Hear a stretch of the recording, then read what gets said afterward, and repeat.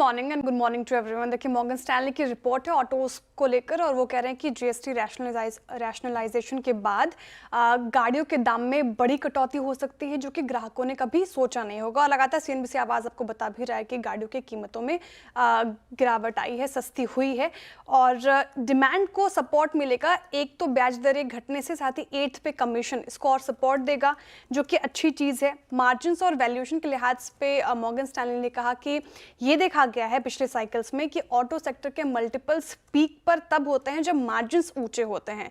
तो इस कट के बाद मार्जिन्स में इस बार अच्छी बढ़ोतरी की उम्मीद है और ज़्यादा अच्छे रह सकते हैं मार्जिन्स। मार्केट शेयर ट्रेंड की बात की जाए तो उनका मानना है कि महिंद्रा एंड महिंद्रा, टीवीएस और आयशर मोटर्स लगातार अपने मार्केट शेयर बढ़ा रहे हैं और इस जीएसटी कट के बाद और यहाँ पे बढ़ोतरी देखने को मिल सकते हैं। कुछ स्टॉक वाइज उन्होंने इम्प्रोवाइज किया है, कुछ डाउनग्रेड्स भी किए हैं।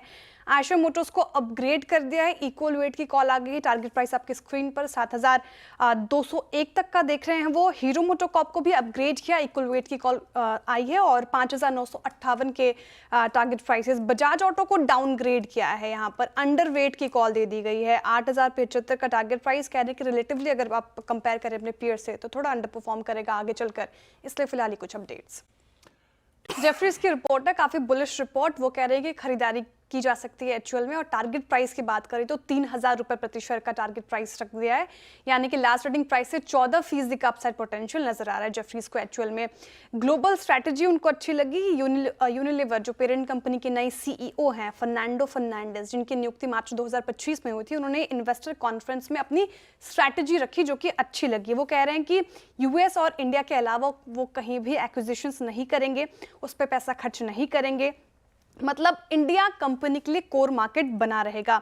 और एचयूएल लीडरशिप की बात करें तो प्रिया नायर, जो कि हिंदुस्तान यूनिलीवर की सीईओ और एमडी नई है, उनका जो स्ट्रैटेजी है वो अच्छा लग रहा है और कंपनी को काफ़ी भरोसा है उन पर और उम्मीद है कि मीडियम टर्म में एचयूएल की ग्रोथ भारत की जीडीपी के साथ तालमेल रखेगी।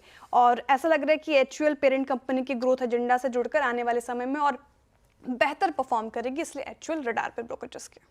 एचयूएल स्विगी पे लगातार ब्रोकरेजेस रिपोर्ट आ रही है, हम चर्चा भी कर रहे हैं। शानदार स्टॉक परफॉर्म भी कर रहा है। पिछले 6 महीने में 24% से ज़्यादा का रिटर्न स्विगी ने दिया है अपने निवेशकों को। सेल्स की इस बार रिपोर्ट आई, आउट परफॉर्म की कॉल और 509 रुपये प्रति शेयर के टारगेट प्राइस, यानी कि 14% का अपसाइड पोटेंशियल स्विगी में भी सेल्स को नजर आ रहा है। पिछले दिनों एक्सप्रेस डिलीवरी को लेकर हाइक हुई थी, अब कॉन्फ्रेंस फीडबैक आया है और सेल्स से मान के चल रहा है कि कंपनी ने अपने क्विक कॉमर्स बिजनेस जैसे कि इंस्टामार्ट के लिए मार्जिन गाइडेंस को बनाए रखा है, जो कि पॉजिटिव ट्रिगर है। और मैनेजमेंट के मुताबिक आप बात करें फूड डिलीवरी की तो बिजनेस में मीडियम टर्म में 18 से 20% तक ग्रॉस ऑर्डर वैल्यू ग्रोथ की क्षमता है, जो कि अच्छी चीज़ है। साथ ही ये भी मान के चल रहे हैं कि हर साल लगभग 60 बेसिस पॉइंट मार्जिन एक्सपेंशन की भी संभावनाएं हैं। तो अभी फिलहाल काफ़ी अट्रैक्टिव स्विगी लग रहा है ब्रोकरेजेस को। सीएलएसए की रिपोर्ट है, आउट परफॉर्म की कॉल अंबुजा सीमेंट पर। सीमेंट स्पेस याद होगा कल चल भी रहे थे, अच्छा परफॉर्म कर रहे थे। 665 तक के टारगेट प्राइस आए हैं, यानी कि 16% का अपसाइड पोटेंशियल अंबुजा सीमेंट में भी सीएलएसए को नजर आ रहा है। कॉन्फ्रेंस यहाँ पर भी हुई, फीडबैक आया और बड़ी जो चर्चा रही वो जीएसटी कटौती पर ही रही है। नियर टर्म में थोड़ा प्रेशर देखने को मिल सकता है, क्योंकि सीएलएसए का मानना है कि अगर आप बात करें मॉनसून की और जीएसटी कट जो आया है तो थोड़ा लोग उसको डिले कर सकते हैं खरीदारी, तो नियर टर्म पे थोड़ा सेंटिमेंट खराब हो सकता है। लेकिन मीडियम टर्म से लॉन्ग टर्म के लिहाज से देखें तो काफ़ी अच्छा लग रहा है उनको। इसीलिए फिलहाल इंडस्ट्री की ग्रोथ उन्होंने कहा कि 7 से 8% रहने की उम्मीद है और डबल डिजिट ग्रोथ भी आने वाले सालों में संभव है, इसलिए आप फिलहाल इसको रडार पे रह सकते हैं।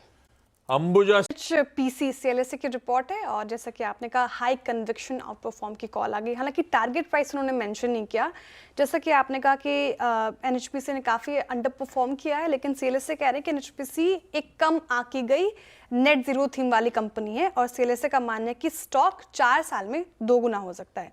ध्यान रखिएगा 4 साल में। अब फाइनेंशियल ईयर 24 से 29 तक जो रेगुलेशंस हैं, नई नीतियां हैं, लंबी अवधि के लिए ग्रीन ग्रोथ ट्रेंड को और मजबूत करेगी। सरकार भी सस्टेनेबल डेवलपमेंट और ग्रीन एनर्जी को लेकर काफ़ी अग्रसर है, तो उसका फायदा एनएचपीसी को होता हुआ नजर आएगा। साथ ही हाइड्रो पावर में मार्केट शेयर लगातार कंपनी बढ़ा रही है, इनका तो कोर बिजनेस है ही हाइड्रो पावर।